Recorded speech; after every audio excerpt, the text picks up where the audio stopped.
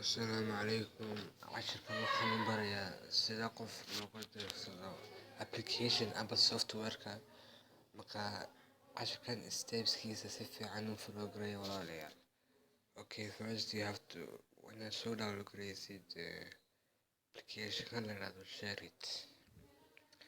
Waxaad ka helaysaa Play Store-ka.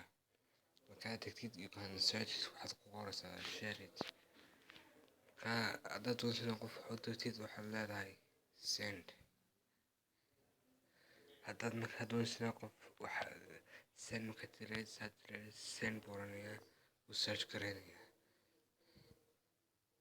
qof haddaad doonaysid wax kasoo dirtid waxaad oranaysaa receive.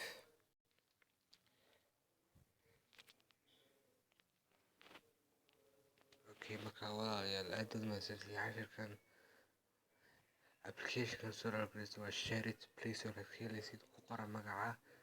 haddaad doonto waan tusin, waxaad tagtaa Play Store.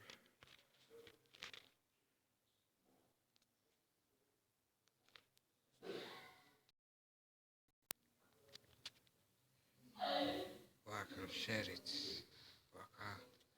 Okay, aad baad u mahadsantihiin walaalayaal. subscribe gareeya channel-kayga, ii follow gareeya, video-gana like gareeya, sidaan wax badan iniigu sameeyo oo iniigu dadaalo. waad mahadsantihiin.